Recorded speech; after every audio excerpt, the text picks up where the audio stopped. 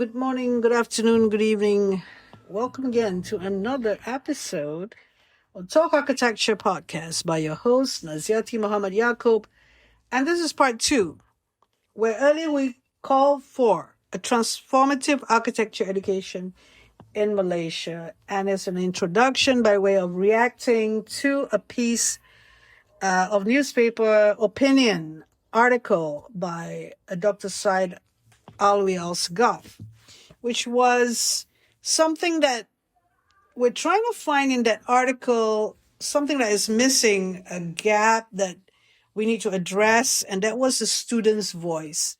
So what is university education pertaining to architecture education, and what is missing? So we propose to deal with it here in this particular piece on the dialogic studio critique methods in architecture education.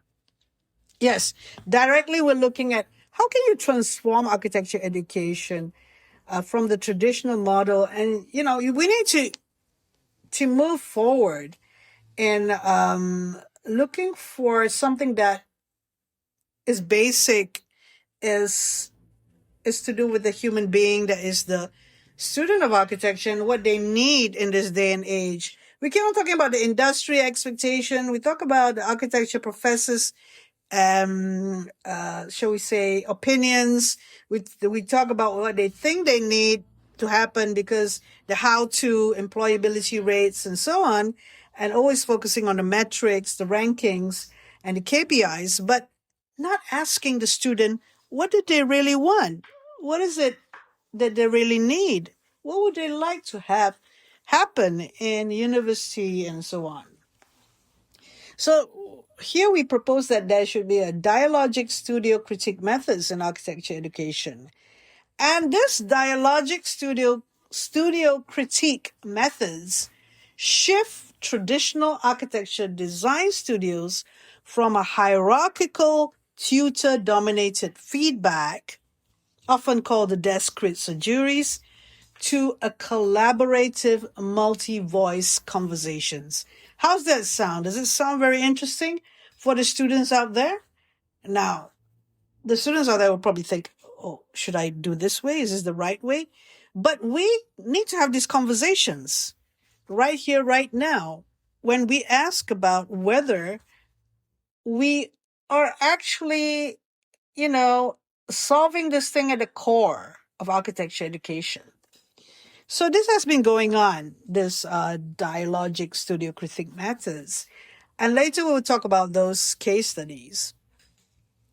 But a little bit on the background, these approaches, inspired by Donald Schön's reflection in action, there's pedagogy, Mikhail Bakhtin's polyphony, and Vygotsky's socio-constructivist pedagogy, which emphasize mutual dialogue where students actively participate, question, and co-construct knowledge. This fosters deeper comprehension, reduces power imbalances, encourages inquiry, and aligns with ideals of human flourishing and exemplary character, or junzi. So traditional critiques can be, it can feel adversarial, ambiguous, or judgmental, stifling creativity and student voice. Dialogic methods address this by prioritizing process-oriented, iterative feedback over summative assessment. So how does it sound like? It sounds like something that is very alternative. And, I've been talking about, I haven't really asked those big questions in my podcast with regard to, the whole critique. What is design crits? I've been just towing the line and thinking about the how-to rather than looking at the purpose of architecture education at all, asking about the bigger questions of higher education. I haven't been doing that. And this is much more philosophical and essential. It goes back to what we had this conversation with Kevin Marlowe earlier with regard to reading and finding oneself. And I do actually think that Kevin was looking into more of this rather than spoon feeding the student or leading the student by our authoritative voice. This is actually wanting the student to discover from their own voice, and I think this is the right way to go. So there are key principles of dialogic critiques. I like to mention this in this particular episode.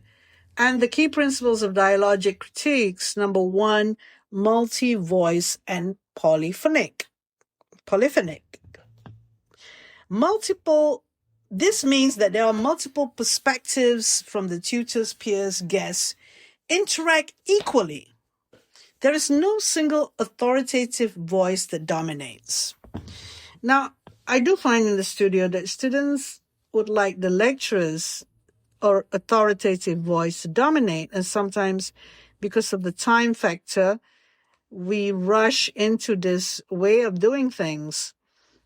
But this, to be honest, the coordinator that I was involved as need to be actually know how to make that authoritative voice being less.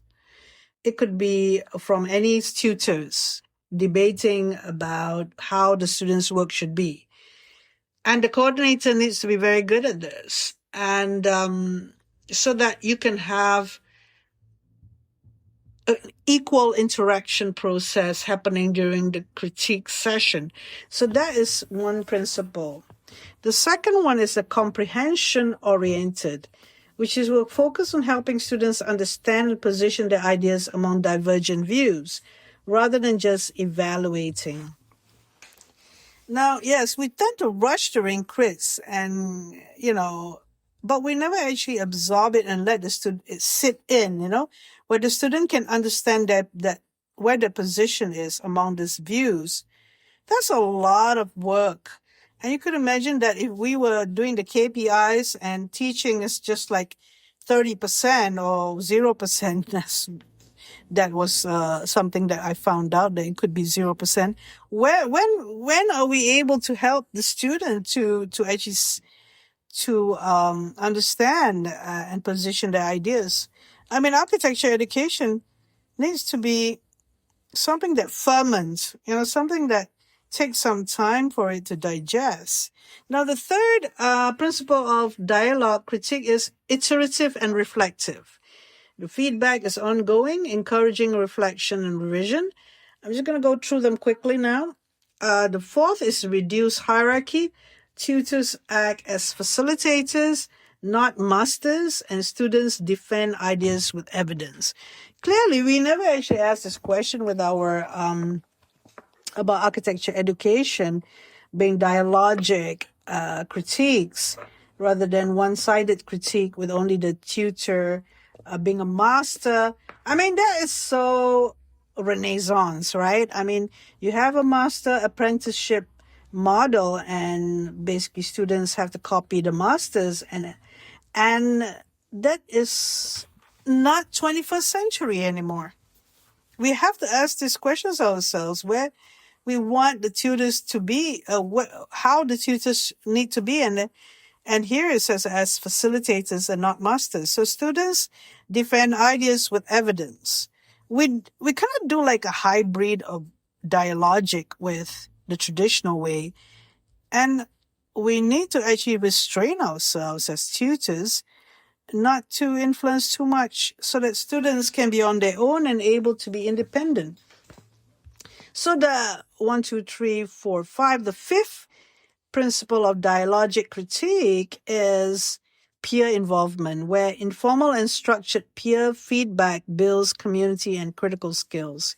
This is really exciting because once the student can really actually be independent, able to position themselves among the divergent views and pushing forward, especially in the design thesis, they're not just aping or mimicking the tutor's comments. they would be really, really, shall we say, adopt or embrace an approach in which they can use it later in their life. Now, this is a very important conversation that we need to have with regard to architecture education. So I have next the common dialogic critique methods, and I'll stop here with an introduction to dialogue, just introducing this dialogic studio critique methods. But I will be going into it in more detail and in the next episode. Thank you very much for listening to this one. We'll go to the part 2B. So what I've said is part 2A. Now we will go next to part 2B, where we will go into detail on the common dialogic critique methods. Thank you very much for listening.